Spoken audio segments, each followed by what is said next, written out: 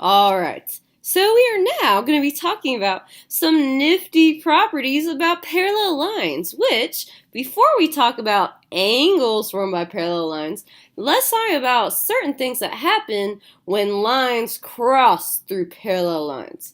So looking here, some vocab we need to touch on at the start. A transversal. It is a sneaky little line that intersects two coplanar lines at two distinct points. Okay, so a transversal, all it has to do is cut through two lines. So the lines don't have to be parallel. Okay, later on we're going to talk about what happens when the lines are parallel. But if you have two lines right here, like I have this line and this line, the line that slices through the two lines is called a transversal.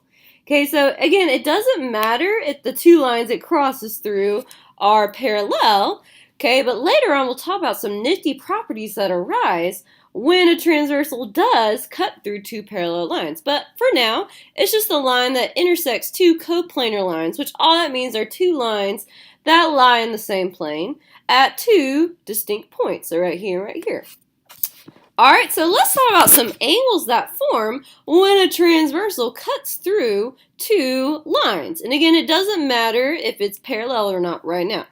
Okay, so we're going to be talking about the interior of this transversal with two lines and the exterior. So the interior is like inside the two lines that the transversal cuts through. So that's kind of in this region.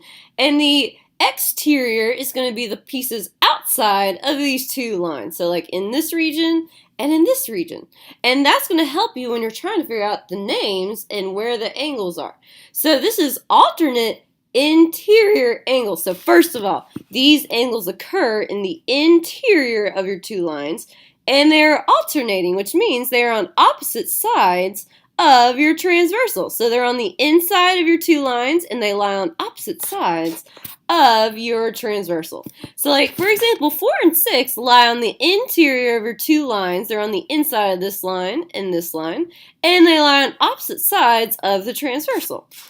Okay, so 4 and 6 are alternate interior angles. And if I trace over angle 4, so if I trace over this angle and angle 6, a lot of these angle pairs that we're going to talk about kind of form letters, which that's going to help you identify them. If you can find the shape or the letter, you can figure out what this is. Okay, if you see here, if I trace over 4 and 6, it kind of forms this Z shape. Do you see that? Okay, so if you're looking for the Z, if you see the Z kind of shape, okay, these are alternate interior angles. And you get the shape by tracing over each angle. So if I trace over angle 4, and then if I trace over angle 6, they form this Z shape. Okay, also angle 3 and 5 are on alternate sides of the transversal and they're on the interior. And this makes more of like an S shape. So technically a Z or an S shape kind of forms this alternate interior angle set. Alright, the next pair of angles we're going to talk about that forms when a transversal slices through two lines are same side interior. So first of all, these are interior angles, so they lie on the inside of your not parallel, but inside of your two lines, and they're on the same side of your transversal. So like these two, they lie on the inside, they lie between your two lines, and they're on the same side of the transversal. They're not on opposite sides or alternating sides like the last time. Okay, so 4 and 5 are same side interior angles. Okay, and when you trace over these, so if I trace over 4 and 5, they kind of right now are forming this backward C thing. Okay, so I kind of look for the C shape. So it might be a backward C, it might be an upside down C, okay, but it's kind of like a C shape.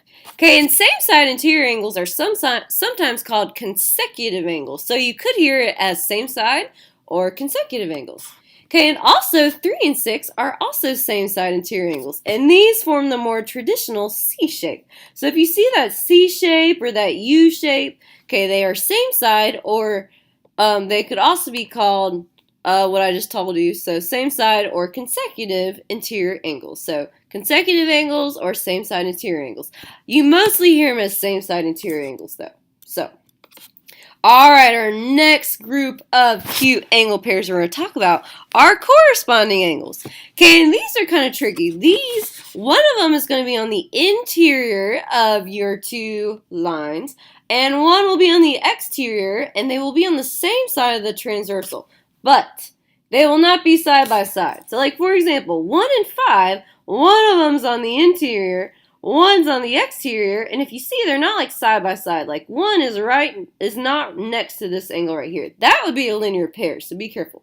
So corresponding angles, if you trace over them, what kind of letter does this look like? And you might have to kind of visualize like an upside down kind of letter. Did you guys spot it? It does kind of make an F shape. This is kind of like an upside down backwards F. Okay, so you're looking for the F shape when you find corresponding angles. So 1 and 5 are corresponding. 2 and 6 are also corresponding. If you trace over 2 and 6, they form kind of an upside down F, if you see it. Alright, 4 and 8 are also corresponding angles, and this is like a backwards F. So if you see here, it's kind of the backwards. If you flipped F to the left, it kind of make this shape. And finally, 3 and 7 are also corresponding angles, and they make your traditional F shape. Okay, so again, one of them's on the interior of your two lines, one of them's on the exterior, and they are not side by side because side by side angles are linear pairs, so be careful.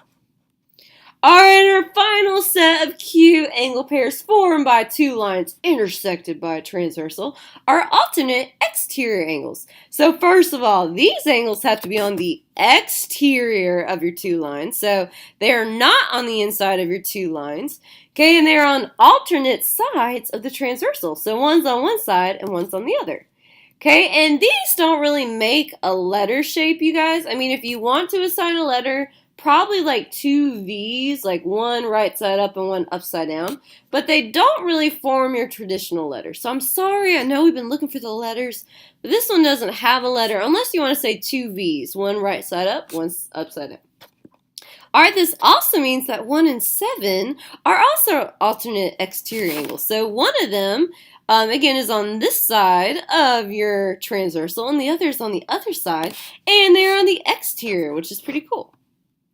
Alright, so now we will be just naming and identifying these angle pairs. Okay, so these will be your first set of example problems in your handy dandy notebook. So first of all, you need to copy down this lovely picture, and then after that I'm going to highlight different sets of angles, and you have to classify them as one of the angle pairs we talked about. So either corresponding angles, same side interior angles, alternate interior angles, and alternate exterior angles. It could be one of those four.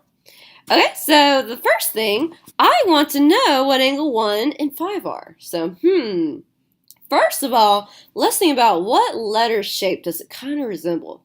Do you see it? Do you spot it? You guys are so smart. It does kind of form that F shape. It's kind of an upside down backwards F. So what angle pairs form the F shape? Holy hot dog, they are corresponding angles. So the F shape forms your corresponding angles. Alright, example 2. Which angle pairs form 3 and 6? Well, first of all, what kind of shape is going on? Okay, we kind of have this Z shape going on. So which type of angle pairs form the Z shape? You guys are too cool for school. They are alternate interior angles. They're on the interior of your lines, and they're on alternating sides, and they form the Z shape. Alright guys, example 3. Which angles are 3 and 5? So again, think about it. What letter do you kind of see? Okay, so I'm kind of seeing that C shape, maybe an N shape, maybe a U shape. Okay, anything that resembles like a lowercase n, C, or U, do you remember what kind of angle pairs that would be? They are same side interior angles. You guys are so smart. They're within my two lines, and they're on the same side of your transversal. Awesome, you guys. And finally, example 4. Which angles form 2 and 7? Well, let's think about what letter do you kind of see? I kind of see the two V's too. I agree, you guys. I see this V right here and the upside down V. What are the angle pairs that make like the two V's that face opposite directions? Holy camole, you guys are so smart. They are alternating exterior angles or alternate exterior angles. So 2 and 7 form alternate exterior angles. Awesome. So now we're going to go past this. Now we're going to talk about what happens when the lines are parallel, you guys? So if our two lines that the transversal is slicing through are parallel, which parallel lines, we put these little arrow things in the middle of parallel lines. So if you see these little arrow marks, it means that the two lines are parallel. So arrows inside of the line mean parallel, so be careful. Okay, so when the lines are parallel, the angle pairs we talk about have special properties that arise. Okay, so first of all, what kind of angles are these two? If I trace over it, what letter forms? It does kind of form that F shape. It forms like an upside down backwards F. So these are corresponding angles, and if your two lines are parallel, corresponding angles are congruent. Yay! Okay, so when the lines are parallel that the transversal slices through, corresponding angles are congruent. That's the corresponding angle postulate. Holy hot dog. Alright, for this next one, when lines are parallel, what letter do the 3 and the 5 kind of make when you trace over it? Well, it's kind of forming that S shape or kind of that Z shape, backwards Z.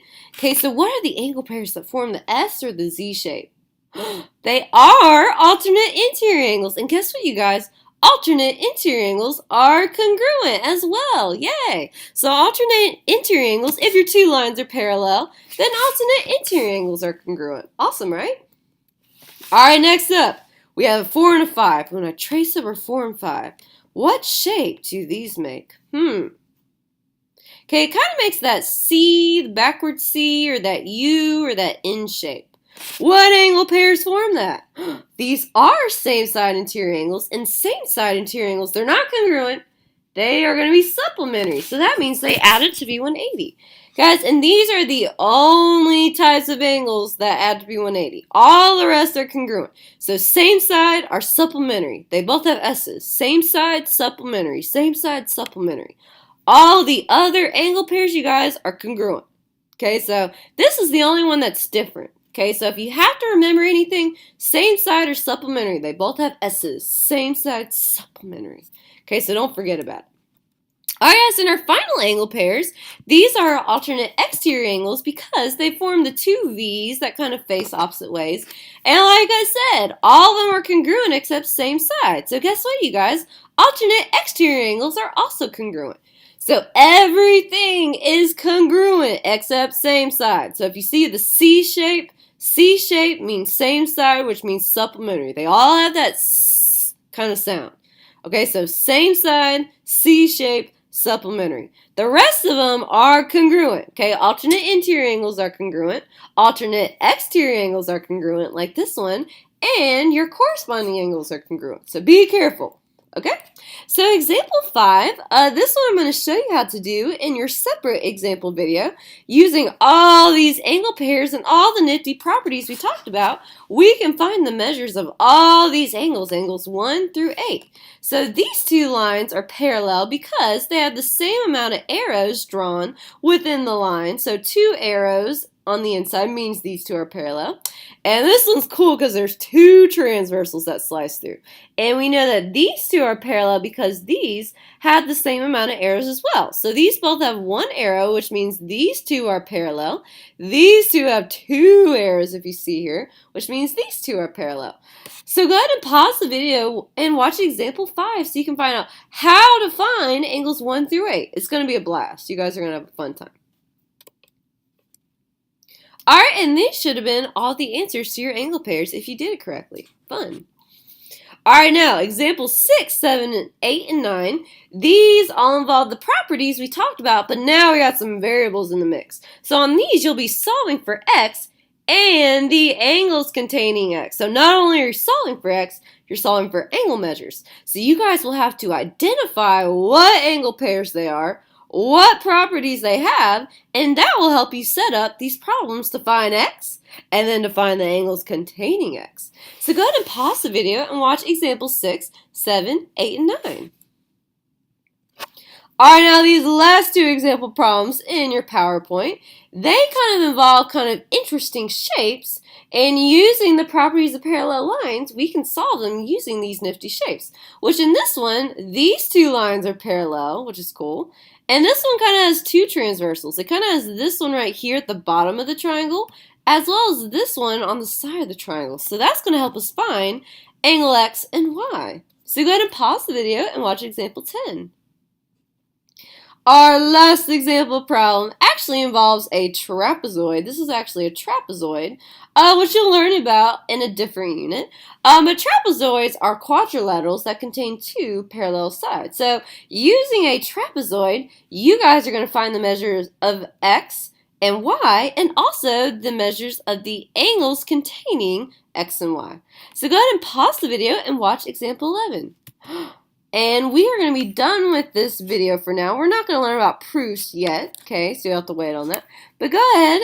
That's the end of the video. So I hope you enjoyed learning about properties of lines cut by transversals as well as parallel lines cut by transversals. Wasn't that so much fun, you guys? I agree.